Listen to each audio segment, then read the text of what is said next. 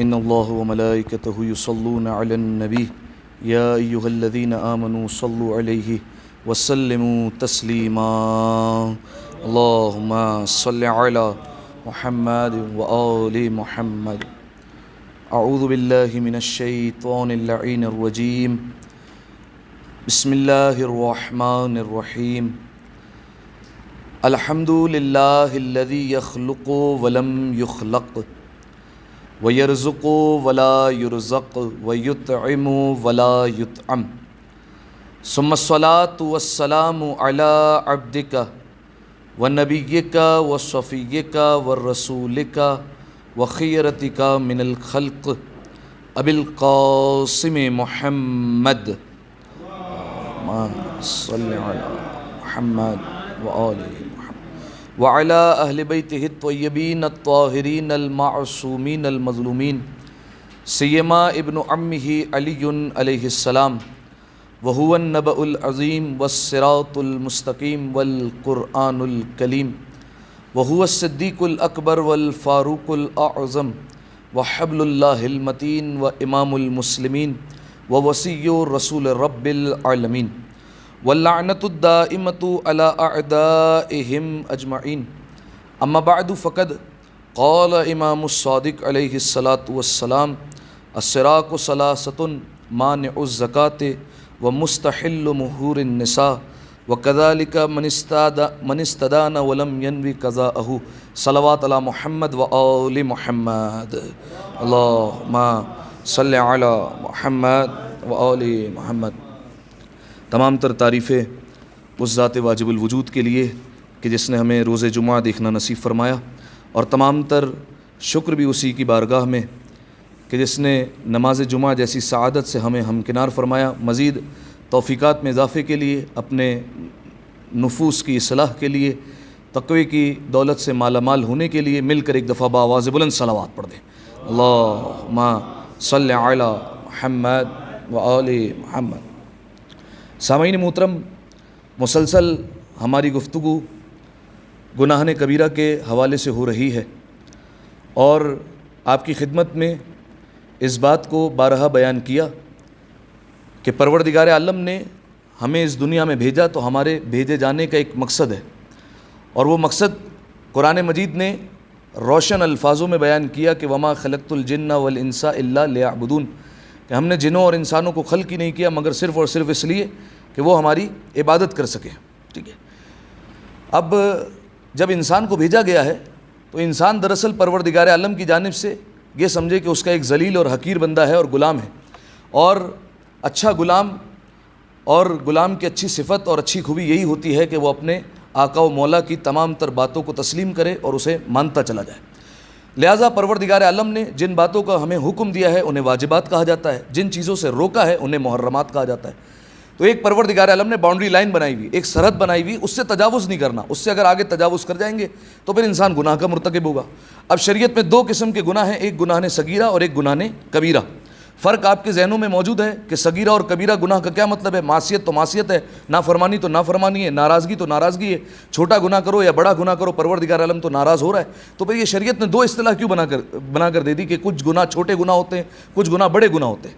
تو آپ کی خدمت میں بیان کیا تھا کہ یہ اصطلاح بنانے کا مقصد صرف اور صرف یہ ہے، اور یہ فرق سمجھانے کا مقصد ہے کہ بڑے گناہ وہ ہے کہ جس کو اگر انسان نے انجام دیا اور توبہ کیے بغیر اس دنیا سے چلا گیا تو یہ طے شدہ بات ہے کہ اس کا ٹھکانہ جہنم ہوگا۔ ٹھیک ہے، اگر گناہ کبیرہ کو انجام دے دیا، کئی گناہ کبیرہ آپ کی خدمت میں بیان ہوئے، شرک ہے، آق والدین ہے، جھوٹ ہے، غیبت ہے، موسیقی ہے، شراب خوری ہے، سود خوری ہے، یتیم کا مال کھانا ہے، جوا ہے، اس طریقے سے جو ہے وہ کئی گناہ آپ کی خدمت میں بیان کیے گئے۔ ان میں سے کوئی بھی گناہ انجام دیتا ہے اور توبہ کیے بغیر دنیا سے چلا گیا، اور اہل بیت علیہ السلام کی نہ شفاعت نصیب ہوئی نہ پروردگار عالم کی رحمت شامل حال ہوئی، تو یہ طے شدہ بات ہے کہ اس کو جہنم میں جانا ہے۔ ٹھیک ہے، اس کو کہتے ہیں گناہ کبیرہ، یعنی آسان الفاظوں میں جن گناہوں کے ارتکاب پر جہنم کا وعدہ ہے انہیں گناہ کبیرہ کہتے ہیں، اور گناہ صغیرہ وہ گناہ کہ جن پر جہنم کا وعدہ تو نہیں ہے، مختلف عذاب ہو سکتا ہے انسان کو مل جائے۔ اچھا دیکھیے، ایک بینیفٹ تو یہ بھی ہو سکتا ہے کہ اگر انسان گناہ کبیرہ چھوڑ دے نا اور صرف اس کے اعمال نامے میں گناہ صغیرہ رہ جائے, چھوٹے گناہ رہ جائے, تو پھر قرآن کی آیت ہے کہ چونکہ اس نے گناہ کبیرہ کو چھوڑ دیا ہے تو اس کے گناہ صغیرہ کا بھی یہ کفارہ ہو جائے گا, یہ گناہ صغیرہ بھی معاف ہو جائیں گے اور یہ پروردگار عالم کی بارگاہ میں جب پہنچے گا تو گناہوں سے پاک پہنچے گا. ٹھیک ہے, تو گناہ صغیرہ وہ گناہ کہ جس کے ارتکاب پر جہنم کا وعدہ نہیں ہے, لیکن مختلف عذاب ہو سکتے ہیں, ہو سکتا ہے دنیا میں پریشانیوں میں مبتلا ہو جائے, ہو سکتا ہے جو ہے وہ دیگر مرحلوں پہ اس کا حساب و کتاب ہو, لیکن بالآخر جو ہے وہ اس کو جہنم میں نہیں ڈالا جائے گا گناہ صغیرہ کی وجہ سے. تو اب گناہ کبیرہ کئی آپ کی خدمت میں نے بیان کر دیے. آج جس گناہ کبیرہ کو بیان کرنا ہے اس کا تعلق معاشرے کے حوالے سے. معاشرے میں وہ گناہ عام ہے, اور آپ جانتے ہیں کہ اسلام ایک ایسا مذہب اور اسلام ایک وہ پرامن راستہ دیتا ہے کہ ہمیشہ یہی چاہا ہے اسلام نے کہ کبھی بھی معاشرے میں فساد نہ ہو. آپ دیکھیے جس چیز کی وجہ سے معاشرے میں فساد ہوگا وہ اسلام نے حرام کیا ہوا ہوگا. ٹھیک ہے, چاہے جو بھی چیز ہو. بالفرض جوا ہے, اس کی وجہ سے جو ہے وہ کئی لوگ برباد ہو سکتے ہیں, اسلام نے حرام کر دیا. شراب نوشی ہے, کئی لوگ جو ہے وہ اس میں نقصان ہو سکتا ہے, اس کی وجہ سے قتل و غارت گری ہو سکتی ہے, اسلام نے حرام کر دیا. اسی طریقے سے یتیم کا مال کھانا, کسی کا ناحق جو ہے وہ حق ضائع ہو جائے گا, اسلام نے حرام کر دیا. تو اسلام ہمیشہ چاہتا ہے کہ معاشرہ ایک سوسائٹی جو ہے وہ پرامن رہے, لہذا جو کام جو معاشرے میں فساد برپا کریں گے اس کو اسلام نے حرام قرار دیا ہے. ٹھیک ہے, تو اب ایک ایسا ہی گناہ جو معاشرے میں فساد برپا کرتا ہے اس کے لیے پروردگار عالم نے جہنم کا وعدہ کیا ہے اور اسے حرام قرار دیا اور اسے گناہ کبیرہ میں شمار کیا ہے, وہ ہے چوری. ٹھیک ہے, بہت چھوٹا سا لفظ لیکن بہت بڑا گناہ. قرآن مجید میں باقاعدہ طور پر سزا بیان کی گئی چوری کی. کیا سزا ہے چوری کی؟ ہاتھ کاٹ دیں. ٹھیک ہے, چوری کی سزا یہ ہاتھ کاٹنا, لیکن خیر اس میں بھی جو ہے وہ تفصیل ہے. اگر آپ کے اذہان عالیہ میں محفوظ ہو کہ 9 امام محمد تقی علیہ الصلوۃ والسلام, اللہم صلی علی محمد, ان کے دور میں جب 9 امام دربار میں موجود تھے تو 9 امام کو بہت زیادہ موقع ملا تھا کہ علمی سوالوں کے جواب دینے کا. تو ایک وقت ایسا آیا تھا کہ ایک چور کو پکڑ کر لایا گیا تھا, گرفتار کر کے لایا گیا تھا, اور اس میں علماء میں بحث ہو گئی کہ چور کو اب سزا کیا دینی ہے. کسی نے جواب دیا کہ چور کی واضح سزا ہے کہ اس کے ہاتھ کاٹ دی جائیں گے, لیکن اختلاف یہاں پر ہوا کہ ہاتھ کاٹا جائے تو کہاں سے کاٹا جائے, بازو سے کاٹ دیا جائے, کونی سے کاٹ دیا جائے, ہتھیلی کاٹ دی جائے, کیا کاٹا جائے.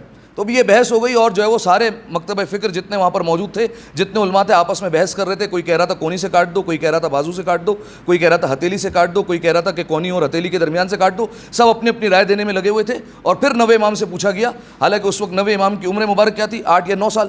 اس وقت 9 امام سے پوچھا گیا کہ آپ بتائیے کہ ہاتھ کہاں سے کاٹا جانا چاہیے. تو امام نے فرمایا اس کی فقط اور فقط انگلیاں کاٹی جائے گی, اس کی ہتھیلی بھی کاٹنے کی اجازت نہیں ہے, فقط اور فقط انگلیاں کاٹو. تو وہ فوراً جو ہے وہ دلیل پوچھی گئی کہ کیا دلیل ہے آپ کے پاس کہ فقط اور فقط انگلیاں کاٹنی چاہیے, یہ ہتھیلی کیوں نہیں کاٹے, یہ کونی کیوں نہیں کاٹے, یہ بازو کیوں نہ کاٹ دے پورا. تو امام نے بیان فرمایا کہ کیونکہ پروردگار عالم نے بیان فرمایا ہے کہ انسان کو سجدہ کرنا ہے. جب سجدہ کرنا ہے تو اس کے 7 اعضاء ہیں. ٹھیک ہے, ایک پیشانی ہے, دونوں ہتھیلیاں رکھے گا, دونوں گھٹنے رکھے گا, دونوں انگوٹھے رکھے گا. صحیح ہے, تو یہ جو ہے وہ 7 اعضاء سجدہ ہے. تو اگر ہتھیلیاں ہی کاٹ دو گے تو پھر وہ اعضاء سجدہ میں کیسے جو ہے وہ اپنی ہتھیلیوں کو رکھے گا. لہذا جو ہے وہ فقط اور فقط انگلیاں کاٹی جائے گی تاکہ وہ اپنی ہتھیلیاں سجدوں میں شمار کر سکے. ٹھیک ہے, تو اب جو ہے وہ چور کی سزا ہے, لیکن جو ہے وہ کیا سوال ہے میرا, کیا چور کی سزا ہم اور آپ دے سکتے ہیں؟ بالفرض ایک بار جو ہے وہ ہمیں چور مل گیا تو پکڑ کے ہاتھ کاٹ دیں, کیا ہمیں اجازت ہے؟ یا اس کو ماریں یا جو ہے وہ اس طریقے کی اجازت دی ہے شریعت نے؟ یہ اجازت تو نہیں ہے. ٹھیک ہے, ہمارے ہاں تو بیچارے سے مراد یہ کہ ان کی سزا کے حساب سے بیان کر رہا ہوں, حالانکہ ان کا عمل بیچاروں والا نہیں ہے کہ کسی نے جو ہے وہ اگر چوری کر لی تو اس کا حال جو ہے وہ اتنا برا کر دیا جاتا ہے. بعض اوقات جو ہے وہ ایسے کام کر دیے جاتے ہیں جو شریعت کے بالکل خلاف ہے. بالفرض ایسے کئی واقعات ہیں کراچی میں, جو وہاں کے ہیں وہ تصدیق کریں گے, آگ لگا دی. ٹھیک ہے, گلے میں ٹائر ڈالا اور آگ لگا دی. صحیح ہے, یہ جو ہے وہ اسلام کے خلاف ہے, یہ سزا نہیں دی جا سکتی. ٹھیک ہے, بلکہ جو ہے وہ ایسے روایت کے جملے کہ آگ کی سزا دینا فقط اور فقط پروردگار عالم کے اختیار میں, اور کوئی نہیں دے سکتا. اس طریقے سے کسی کو اختیار نہیں ہے. ٹھیک ہے, ہاں ائمہ علیہ السلام اگر اپنی زندگی میں فیصلہ کر رہے ہیں تو ان کا فیصلہ پروردگار عالم کا فیصلہ ہوا کرتا تھا, اور کوئی نہیں دے سکتا. اسی طریقے سے جو ہے وہ اس طریقے سے مارنا کہ اس کو بالکل جو ہے وہ اس کے عضو ناقص کر دیے, اس کو جو ہے وہ بالکل اپاہج کر دیا اور اس کو جو ہے وہ بالکل بستر پر ہلا دیا, جائز نہیں ہے, نہیں کیا جا سکتا. ٹھیک ہے, بلکہ آپ جو ہے وہ اس کو دعویٰ کر رہے تھے کہ اس نے میرا مال چوری کیا ہے, ہو سکتا ہے یہ آپ پر جو ہے وہ دیت مانگ لے کل.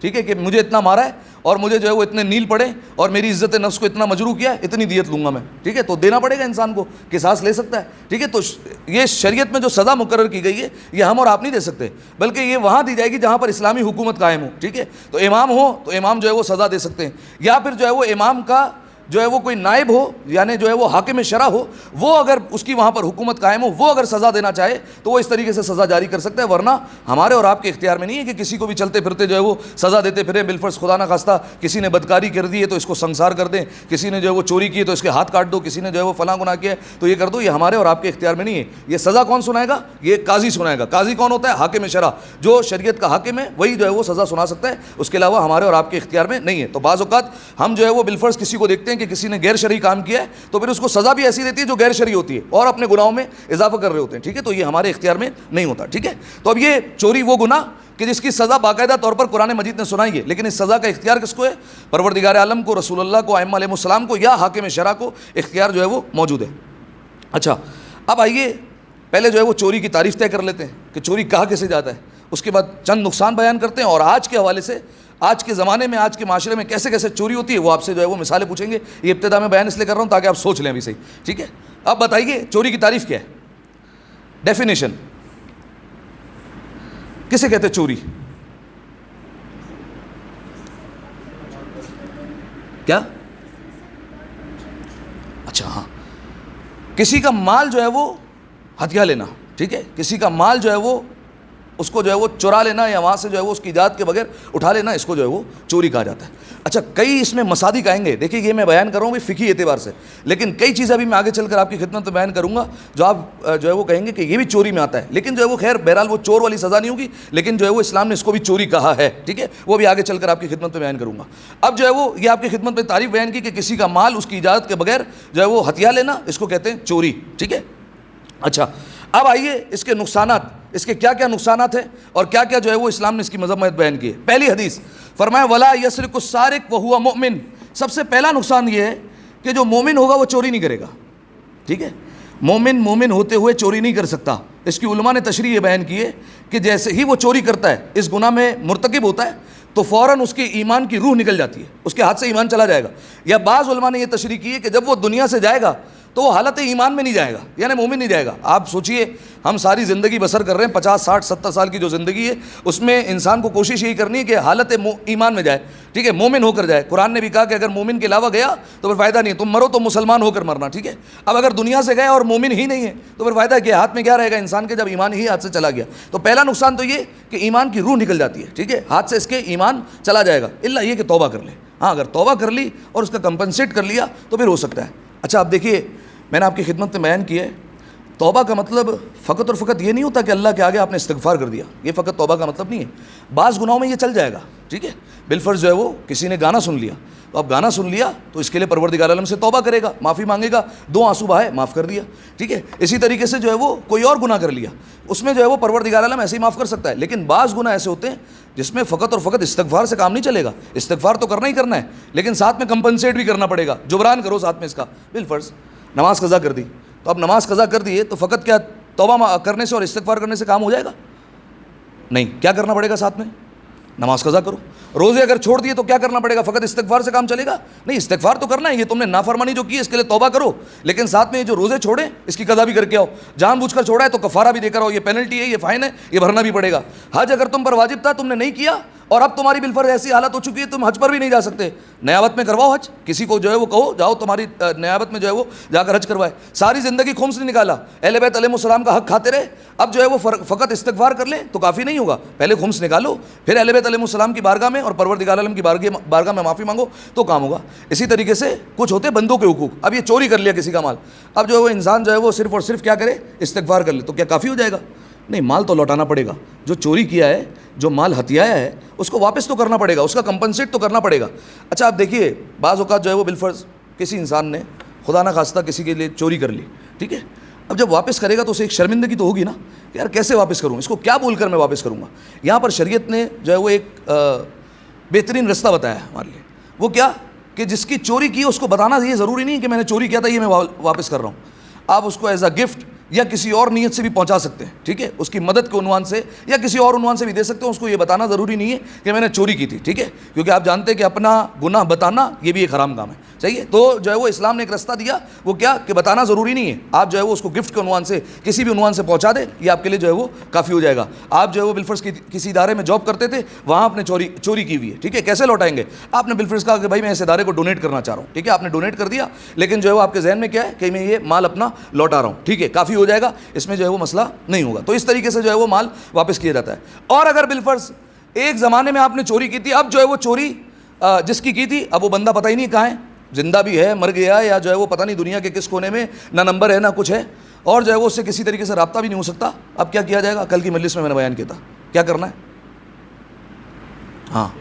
ہاں رد مظالم, ٹھیک ہے, جائیں اور جو ہے وہ مجتہد کے وکیل کو جا کر آپ کو رد مظالم پے کرنا پڑے گا, ٹھیک ہے, کہ یہ جو ہے وہ ورنہ کل قیامت میں جو ہے وہ دعویٰ تو کر لے گا وہ. تو اس سے بہتر کہ اس کی طرف سے آپ کسی فقیر کو صدقہ کر دیں, ٹھیک ہے, وہ بھی حاکم شرع کی اجازت سے, تو آپ صدقہ کر دیں تو جو ہے وہ یہ آپ بری الذمہ ہو سکتے ہیں. ایک دفعہ صلوات پڑھیں مل کر بآواز بلند, اللہم صلی علی محمد و آل محمد.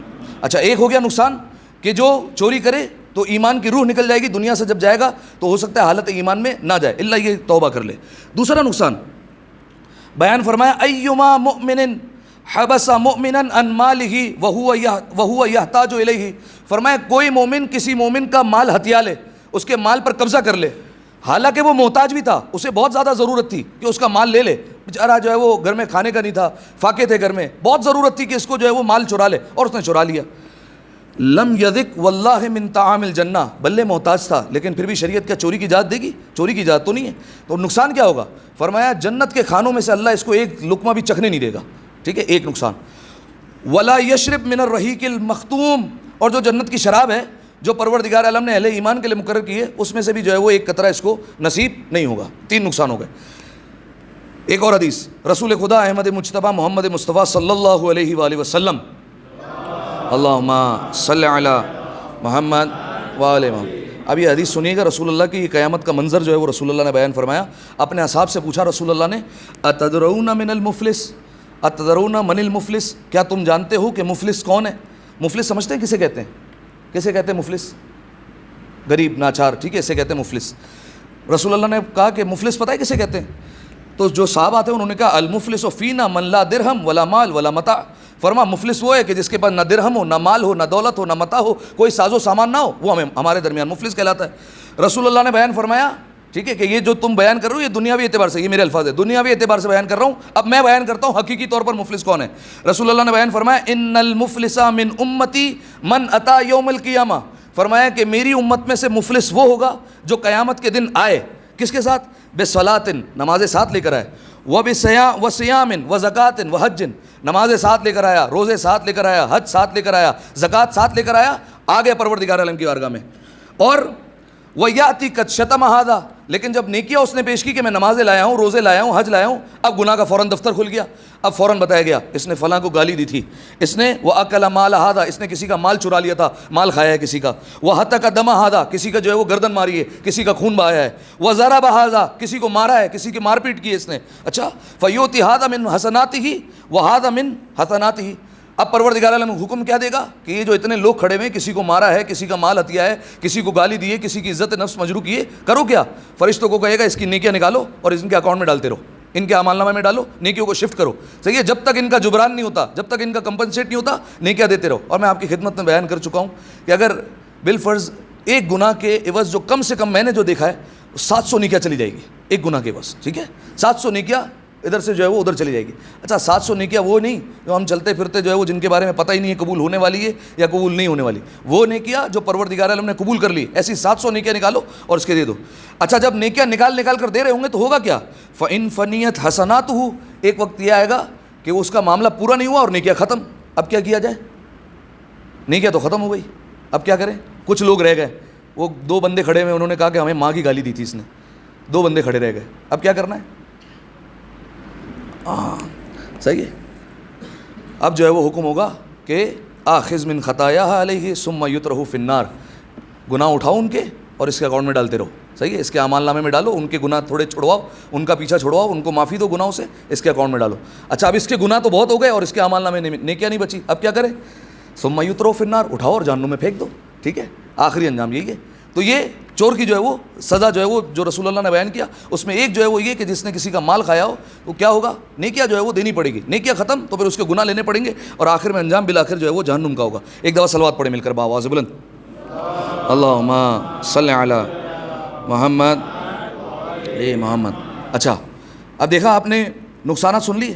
ایک جو ہے وہ جب انسان توبہ کیے بغیر اگر چلا گیا اور چوری کی ہے تو عین ممکن ہے کہ اس کا ایمان ہاتھ سے نکل جائے. ایک, پروردگار عالم جنت کے کھانوں میں سے اسے چکھنے نہیں دے گا. دو, جنت کی جو شراب پروردگار عالم نے اہل ایمان کے لیے مقرر کی ہے اس میں سے ایک بوند بھی اسے نہیں دے گا. تین, دوسرے لوگوں کو نیکیاں اس کی چلی جائے گی. چار, دوسرے لوگوں کے گناہ اپنے سر لے گا. پانچ, اور جہنم کا اس کا وعدہ ہو گیا. چھ. ٹھیک ہے, یہ نقصان آپ کی خدمت میں میں نے بیان کیے. اب آئیے آپ کی خدمت میں یہ بیان کیا جائے کہ یہ جو ہے وہ, اچھا دیکھیے یہ میں نے بیان جو کیا ہے نا سفر آخرت میں, عادت لگ گئی نا اگر کسی کو پھر یہ نہیں چھوٹے گی. بعض لوگ آپ کو ایسے منگتے مل جائیں گے کہیں کہیں جو بنگلہ بنا چکے ہوں گے اپنا مانگ مانگ کر, لیکن پھر بھی مانگنے کی عادت نہیں جائے گی ان کی. ٹھیک ہے, کچھ بھی نہیں ہے نہ کوئی مجبوری ہے پھر بھی آپ کو مانگتے ہوئے ملیں گے. یہی معاملہ گناہوں میں بھی ہوتا ہے. ایک گناہ کی عادت لگ گئی تو لگ گئی, اب یہ ہو گئی فطرت ثانی, اب نہیں چھوٹنے والا. حرام مال کھانے کی عادت ہو گئی تو اب یہ کھاتا ہی رہے گا. کسی کا جو ہے وہ ڈکیتی کر لے گا, کہیں جا کے چوری کر لے گا, اس کی عادت ہو گئی اب. ٹھیک ہے, اب یہ ایسا کرتا رہے گا بھلے اس کو کوئی ضرورت نہ ہو. ٹھیک ہے, اللہ یہ کہ کوئی عبرتناک واقعہ پیش آ جائے. جیسے ایک جو ہے وہ درمیان میں بات آ گئی تو بیان کر دوں. اگر آپ نے نام سنا ہو تفسیر مجموع البیان کا, یہ ہمارے جو ہے وہ شیعہ عالم گزرے انہوں نے تفسیر لکھی, لیکن اس تفسیر کے لکھنے کے پیچھے ایک قصہ ہے کہ انہوں نے یہ تفسیر کیوں لکھی تھی. اس کی وجہ یہ تھی کہ پرانا زمانہ تھا اور اتنی ٹیکنالوجی ہوتی نہیں تھی. ان کو فالج ہو گیا, اور جب فالج ہو گیا اور فالج کے عالم میں یہ بے ہوش ہو گئے. جو گھر والے تھے, جو دوست یار تھے, وہ سمجھے کہ یہ گزر گئے دنیا سے اور مر گئے. انہوں نے جو ہے وہ غسل و کفن بھی کر لیا اور اٹھا کے ان کی جو ہے وہ تدفین کر دی. ٹھیک ہے, انہیں دفنا دیا. ان کی آنکھ کہاں کھلی؟ قبر میں کھلی. اور جب قبر میں دیکھا تو قبر میں بند ہو گئے اور انہیں پتہ چلا اور احساس ہوا کہ گھر والے دفنا کر چلے گئے. حالانکہ میں تو جو ہے وہ فالج زدہ تھا اور میں جو ہے وہ ایک حصہ جو ہے وہ میرا پیرالائز تھا اور بے ہوش ہو گیا تھا, اور گھر والے سمجھے کہ میں مر گیا ہوں. اب انہوں نے وہیں پر اسی وقت قبر میں نظر مانی, اور وہ نظر یہ مانی کہ پروردگار عالم نے اگر مجھے یہاں سے نجات دی تو میں اہل بیت علیہ السلام کی راہ میں اور پروردگار عالم کی خاطر ایک تفسیر لکھوں گا قرآن کی. ٹھیک ہے, اور قرآن کی ایک تفسیر پروردگار عالم کے لیے لکھوں گا اگر میں یہاں سے نکل گیا. اب وہ قصہ یہ تھا کہ ان کے برابر میں جو پڑوسی جو تھا وہ کفن چور تھا. ٹھیک ہے, جو رات کو دفن ہوتا تھا اس کی قبر پر پہنچتا تھا اور جا کے کفن نکال لیتا تھا. ٹھیک ہے, ایک سنگین گناہ ہے یہ کفن چوری کرنا. تو یہ کفن جو ہے وہ جا کے چوری کر لیا کرتا تھا. تو یہ جو ہے وہ علامہ طبرسی جو تفسیر مجموع البیان کے مؤلف ہیں, ان کے پاس جو ہے وہ پہنچ گیا ان کی قبر پہ, اور جو ہے وہ قبر کو کھودا, اور طریقہ کار یہ تھا کہ ہاتھ ڈالتا تھا اور کفن کو کھینچ لیا کرتا تھا.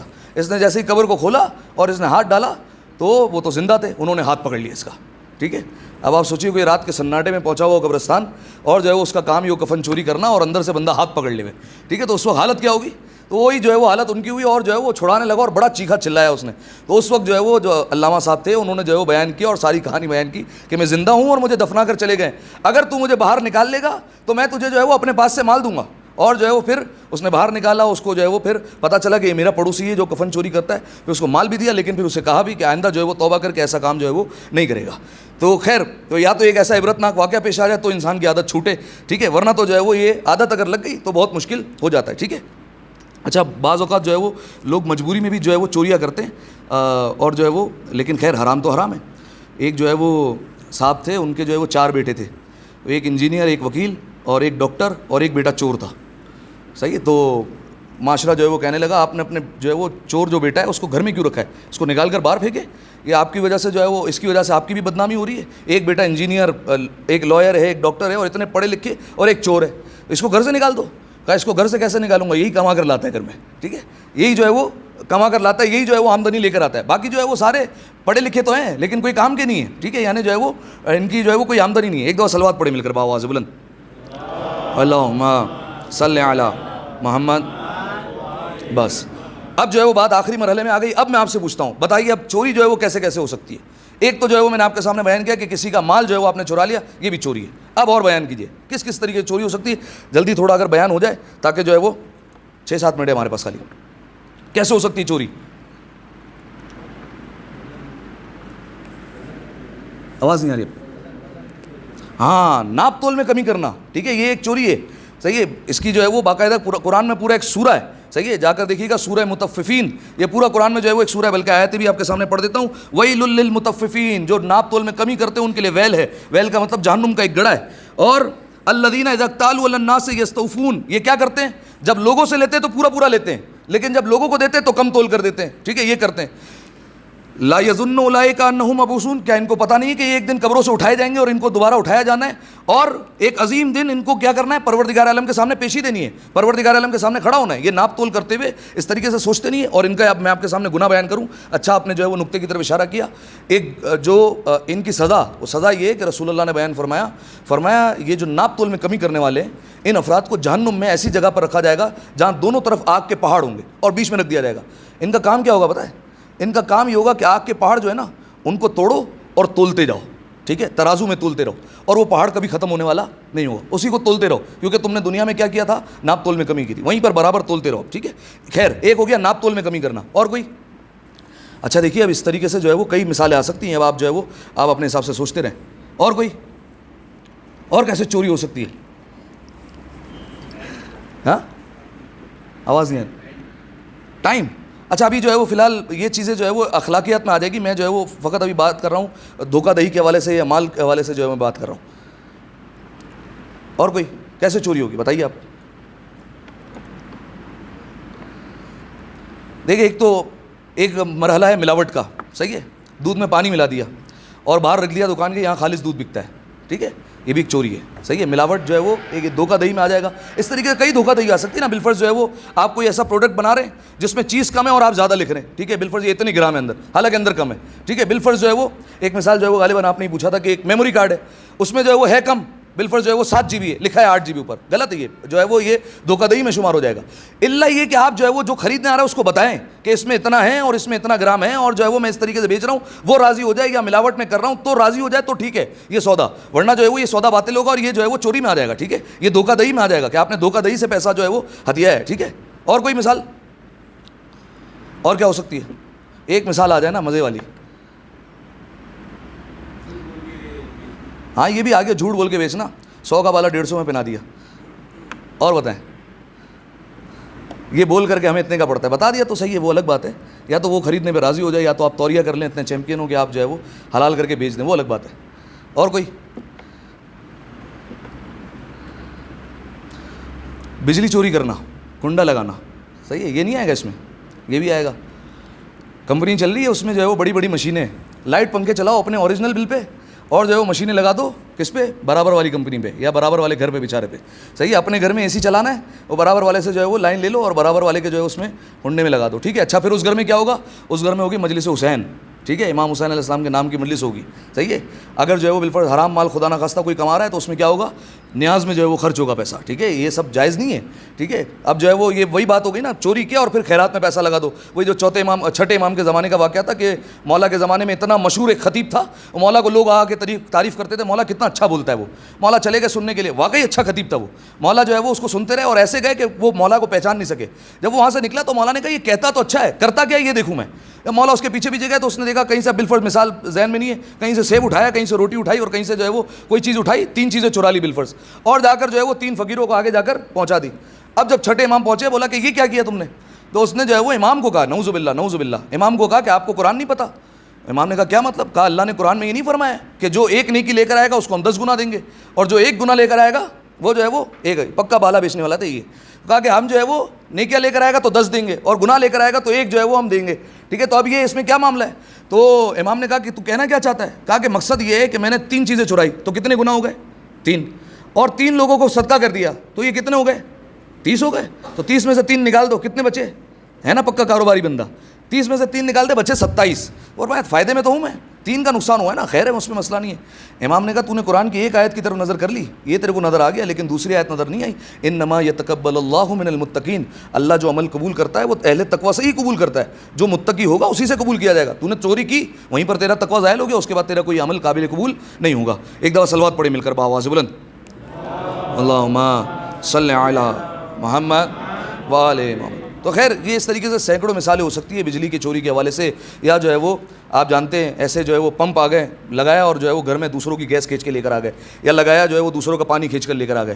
کوئی کسی کے جو ہے وہ انٹرنیٹ کا جو ہے وہ پاسورڈ چرا لیا. اب وہ ایک بندے نے پوچھا کہ مولانا صاحب ایک بندے کا وائی فائی کھلا ہوا ہے تو وہ یوز کر سکتے ہیں؟ اس نے پاسورڈ نہیں لگایا. اب دیکھیں اس کا یہ مطلب تھوڑی ہے کسی نے گھر میں دروازہ کھلا رکھا ہے تو آپ گھس جائیں, ٹھیک ہے, یہ مطلب تھوڑی ہوتا ہے. اب کسی نے وائی فائی کا پاسورڈ کھلا رکھا ہے یا تو آپ اجازت لیں, اگر وہ اجازت دے دے تو ٹھیک ہے, لیکن جو ہے وہ اس کے علاوہ جو ہے وہ اجازت نہیں مل سکتی, ٹھیک ہے بھائی. تو یہ جو ہے وہ چوری کی میں نے کئی جو ہے وہ تھوڑی بہت جو ہے وہ مثالیں آپ کے سامنے بیان کر دی کہ اس طریقے سے جو ہے وہ چوری کی جا سکتی ہے. اب جو ہے وہ آپ بہتر سمجھتے ہیں معاشرے میں کس طریقے سے جو ہے وہ اس گناہ کو انجام دیا جاتا ہے. پروردگار عالم سے دعا یہی ہے کہ اس گناہ کبیرہ سے ہمیں بچنے کی توفیق عطا فرمائے. اللہم صلی علی محمد و آل محمد. بسم اللہ الرحمن الرحیم. انا اعطیناک الکوثر فصل لربک وانحر ان شانئک هو الابتر. مل کر 3 دفعہ بآواز بلند صلوات پڑھ دیں. اللہم صلی علی محمد و آل محمد. اللہم صلی علی محمد و آل محمد. اللہم صلی علی محمد و آل محمد. اعوذ باللہ من الشیطان اللعین الرجیم. بسم اللہ الرحمن الرحیم. الحمد للہ رب العالمین. اللہم لک الحمد بدیع السماوات والارض ذا الجلال والاکرام رب الارباب الہ کل معلوق وخالق کل مخلوق ووارث کل شیء لیس کمثلہ شیء والصلاة والسلام علی محمد النبی الرحمہ سید المرسلین وعلی بن ابی طالب سید الوصیین وفاطمة الزہراء سیدۃ النساء العالمین وحسن المجتبی حجۃ اللہ علی الخلق اجمعین والحسین الشہید المظلوم وارث امیر المؤمنین وعلی بن الحسین زین العابدین ومحمد بن علی الباقر علم الاولین والآخرین وجعفر بن محمد الصادق الصدیق والمقتدی بآبائہ الصالحین وموسیٰ بن جعفر الکاظم من اولاد النبیین وعلی بن موسیٰ الرضا من اطرۃ بررۃ المتقین ومحمد بن علی الجواد ولی المؤمنین وعلی بن محمد السراج المنیر امام الخاشعین والحسن بن علی سید الاوصیاء المنتجبین والخلف القائم المہدی المنتظر الحجہ بعد آبائه على خلقه. اللهم ظهوره إنهم يرونه بعيدا ونراه قريبا برحمتك يا أرحم الراحمين. اللهم افتح لي أبواب توبتك ورحمتك ورزقك الواسع إنك خير المنعمين. اللهم اجعل بقية عمري في أداء فرض الجمعات والحج والزيارات والعمرة ابتغاء وجهك يا رب العالمين. وصلى الله على محمد وآله الطيبين الطاهرين المعصومين والسلام عليه وعليهم أجمعين. صلوات پڑھ